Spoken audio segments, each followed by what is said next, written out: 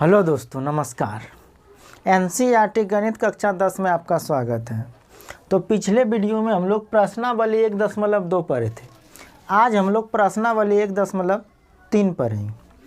प्रश्नावली 1.3 का पहला सवाल है, सिद्ध कीजिए कि रूट 5 एक अपरिमेय संख्या है। तो सबसे पहले हम लोग को परिमेय संख्या और अपरिमेय संख्या जानना होगा। परिमेय क्या होता है और अपरिमेय क्या होता है। तो आज हम लोग प्रश्नावली 1.3 का पहला सवाल बनाने से पहले परिमेय संख्या और अपरिमेय संख्या जानना होगा। तो पहले हम लोग परिमेय संख्या जानते हैं। परिमेय संख्या क्या होता है। तो परिमेय संख्या जिसे P/Q के रूप में लिखा जा सके, जिसे P/Q के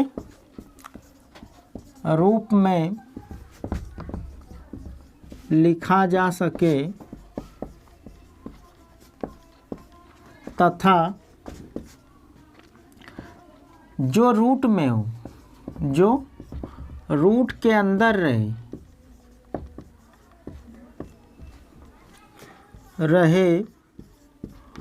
और उसका वर्गमूल संभव हो, और उसका वर्गमूल संभव हो, उसे परिमेय संख्या कहते हैं। उसे परिमेय संख्या कहते हैं। जैसे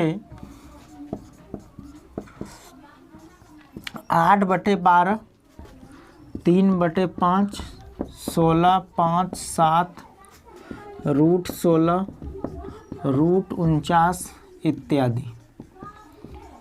ये सभी परिमेय संख्या हैं, क्योंकि मेरा परिभाषा है परिमेय संख्या का कि जिसे P/Q के रूप में लिखा जा सके तथा जो रूट के अंदर रहे और उसका वर्गमूल संभव हो, तो उसे परिमेय संख्या कहते हैं। तो 8/12, ये तो पहले से 8/12 इसको कटाएंगे तो अगर 4 से कटाएंगे, 4 दूना 8, 4 तिया 12, तो ये तो P/Q के रूप में आ गया, तो ये परिमेय संख्या है। ये भी 3/5 है, तो P/Q के रूप में है, तो इसे परिमेय संख्या कहेंगे। जैसे 16 है, 16 के नीचे कुछ नहीं तो 1 दे सकते हैं, तो ये भी P/Q के रूप में आ गया। इसलिए ये सभी संख्या परिमेय संख्या है। यदि 16 और 49 की बात करें तो √16 है और 16 का वर्गमूल 4 संभव है। 16 का वर्गमूल 4 हो जाएगा और 4 के नीचे कुछ नहीं तो 1, तो ये 4/1 आ गया, तो ये परिमेय संख्या है। दूसरा है अपरिमेय संख्या। अपरिमेय संख्या, तो अपरिमेय संख्या क्या होता है, जिसे P/Q के रूप में, जिसे P/Q के रूप में नहीं लिखा जा सकता है, नहीं लिखा जा सकता है और जो रूट के अंदर रहे, रूट के अंदर रहे और उसका वर्गमूल संभव नहीं हो, और उसका वर्गमूल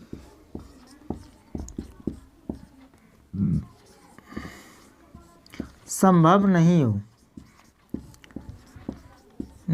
हो, उसे अपरिमेय संख्या कहते हैं। उसे अपरिमेय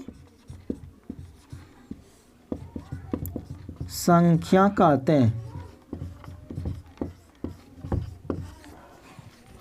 जैसे मान लेते हैं √7 है, √11, √5 इत्यादि।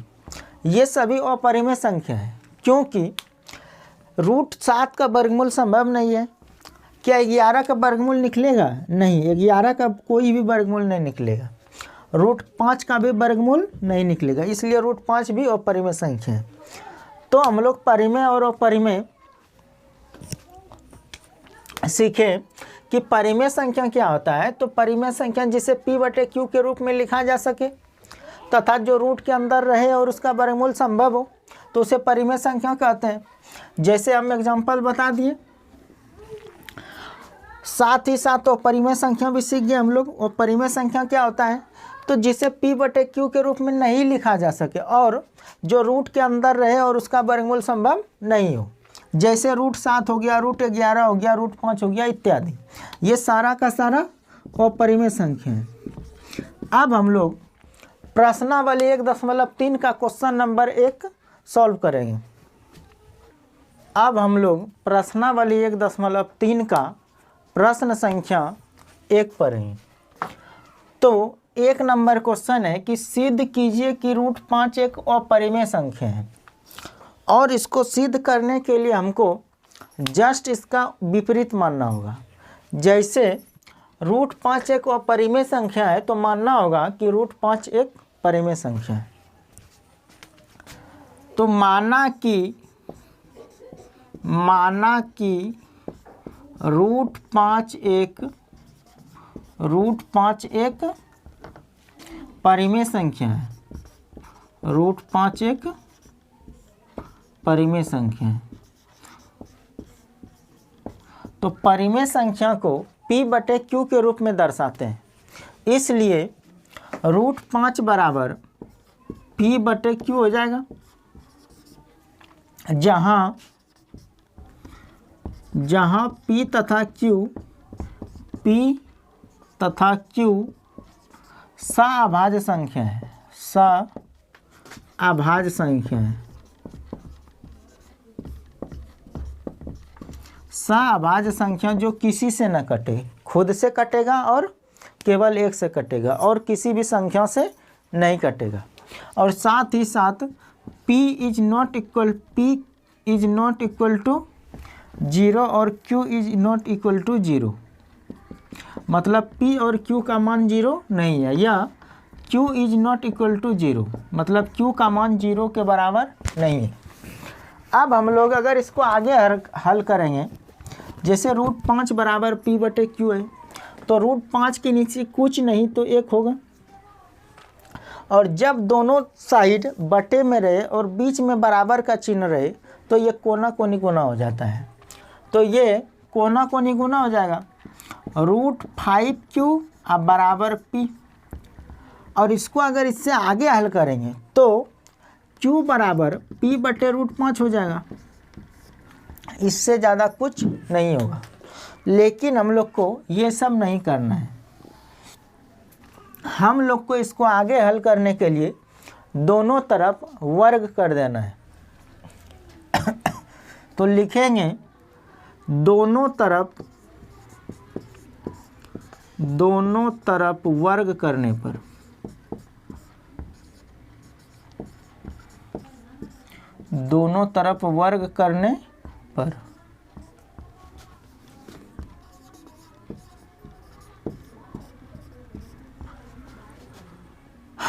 तो √5 का स्क्वायर अब बराबर p/q का स्क्वायर। तो यहाँ पर स्क्वायर और रूट कैंसिल हो जाएगा, बचेगा 5। अब बराबर p का स्क्वायर अब बटे q का स्क्वायर। अब यहाँ पर 5 के नीचे कुछ नहीं तो 1 होगा। अब यहाँ पर फिर से देखिए, दोनों तरफ बटे में है, अब बीच में बराबर का चिन्ह है। जब दोनों तरफ बटे में रहे और बीच में बराबर का चिन्ह रहे तो कोना कोनी गुना हो जाता है। इसलिए ये 5 गुना q का स्क्वायर तो 5q स्क्वायर अब बराबर p स्क्वायर गुने 1 तो p का स्क्वायर है। इसको हम लोग समीकरण फर्स्ट मान लेते हैं। अब यह इसको ऐसे भी लिख सकते हैं, q का स्क्वायर बराबर p 5q बराबर p। दोनों साइड का स्क्वायर ख़त्म कर दिए। आगे अब यहाँ पर देखिए p जो है वो p जो है 5 से विभाज्य है, क्योंकि ये q का मान अगर निकालेंगे तो q बराबर p/5 5 हो जाएगा। तो यहाँ P 5 से विभाज्य है, इसलिए लिखेंगे P 5 से विभाज्य है, P 5 से विभाज्य है। यदि P बराबर 5R तो समीकरण फर्स्ट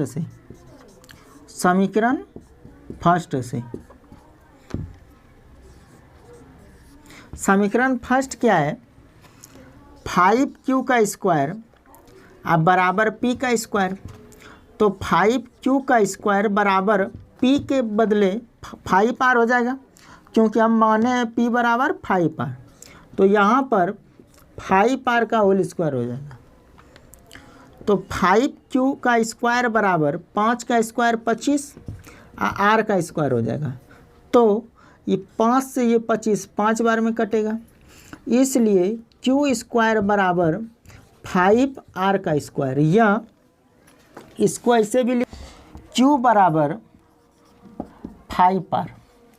अब यहाँ पर अगर R का मान निकालेंगे तो Q के नीचे 5 आ जाएगा, अब बराबर R, क्योंकि 5 इधर R में गुना में है, तो गुना जब बराबर किस बार आता है तो भाग हो जाता है, इसलिए R बराबर Q बटे 5 हो जाएगा।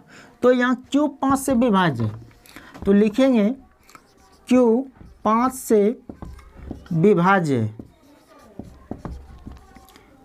Q 5 से विभाज्य है।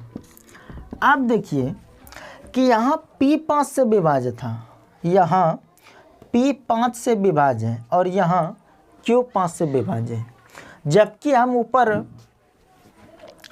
ऊपर लिखा है कि P तथा Q सअभाज्य संख्या है, मतलब ये सिर्फ एक से कटेगा या खुद से कटेगा, अर्थात P तथा PQ में सअभाज्य संख्या है तो केवल P या Q से कटेगा या तो एक से कटेगा, जबकि यहाँ 5 से विभाज्य है, यानी कि उपयुक्त कथनों का विरोध हो रहा है। लिखेंगे उपयुक्त कथनों का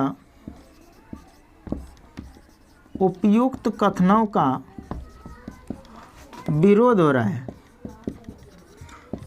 हो रहा है, अतः P तथा Q में एक के अलावे कोई और उभयनिष्ठ संख्या है, कोई और उभयनिष्ठ संख्या है तभी तो 5 से विभाज्य है, क्योंकि P तथा Q में अगर एक ही उभयनिष्ठ होता तो 5 से विभाज्य नहीं होता है। अतः उपयुक्त कथनों का विरोध हो रहा है, अतः P तथा Q में एक के अलावे कोई और उभयनिष्ठ संख्या है। तो P तथा Q जो है ये परिमेय संख्या नहीं हो सकता है, इसलिए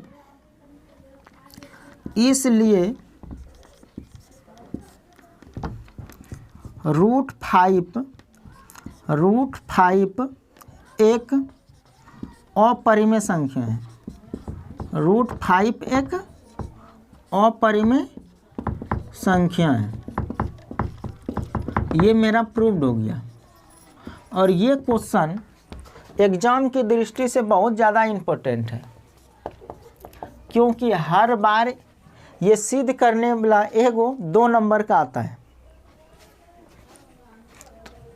तो प्रश्नावली 1.3 का क्वेश्चन नंबर 2 देखेंगे।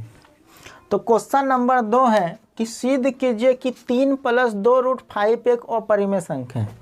तो इसको भी सिद्ध करने के लिए जस्ट इसका विपरीत मानेंगे हम लोग, अपरिमेय है तो परिमेय मानेंगे। तो माना कि 3 + 2 √5 एक परिमेय संख्या है, एक परिमेय संख्या है। तो परिमेय संख्या को दर्शाने के लिए P बटे Q के रूप में लिखते हैं, यानी कि परिमेय संख्या को P बटे Q के रूप में दर्शाया जाता है। तो 3 + 2√5 3 + 2√5 बराबर P/Q हो जाएगा। अब इसको अगर आगे हल किया जाएगा तो 3 प्लस में अगर इधर भेजेंगे तो माइनस हो जाएगा, तो लिखेंगे 2√5 बराबर P/Q। अब +3 इधर आके -3 हो जाएगा और 3 के नीचे कुछ नहीं तो 1। अब ये भिन्न का घटा बन गया। अब इसको भिन्न के घटा के तरह बनाएंगे तो 2√5 बराबर Q और 1 का एलसीएम Q होगा, और जब इसको Q से Q में भाग देंगे तो एक बार में आएगा, और जितने बार में आता है उसी संख्या से ऊपर वाली संख्या में गुना करते हैं। तो Q से Q एक बार में आएगा और 1 से ऊपर P में गुना करेंगे तो ये P हो जाएगा। अब माइनस है तो माइनस देंगे। अब 1 से Q में भाग देंगे तो ये Q बार में आएगा, और Q से जब ऊपर वाली संख्या 3 में गुना करेंगे तो ये 3Q हो जाएगा। अब इसको अगर आगे हल करेंगे तो 2 गुना में है और इधर आके भाग हो जाएगा, तो इधर बचेगा √5 बराबर P - 3Q अब बटे Q, और 2 गुना में था तो इधर आके भाग में हो गया बटे 2, और 2 के नीचे कुछ नहीं तो 1।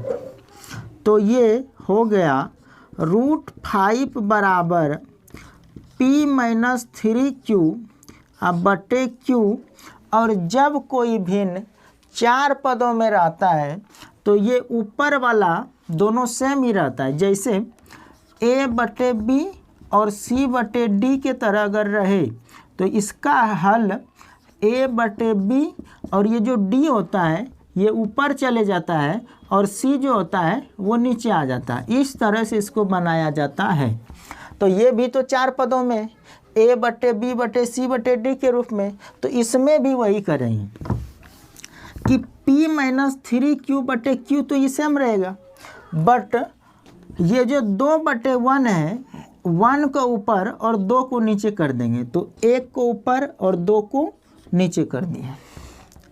अब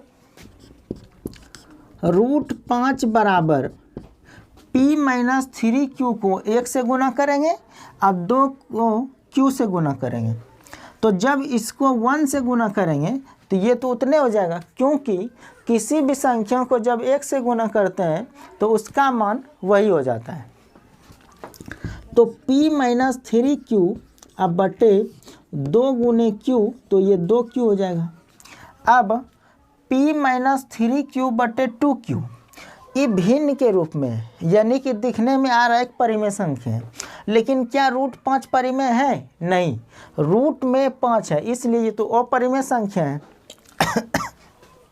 तो लिखेंगे चूँकि P - 3Q अब बटे Q परिमेय संख्या है, परिमेय संख्या है,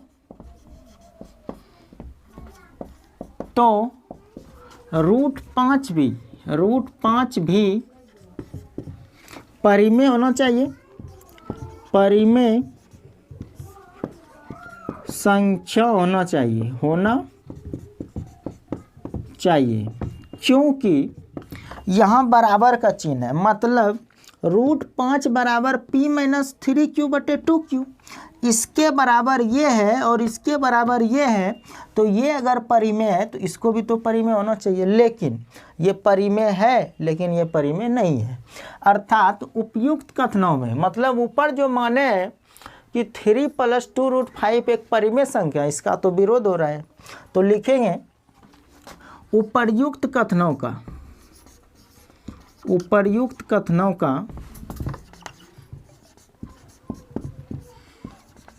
विरोध हो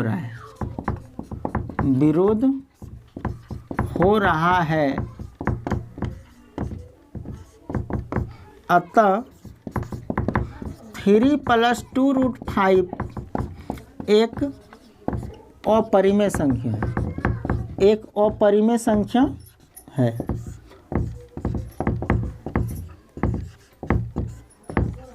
ये हो गया मेरा प्रूव्ड।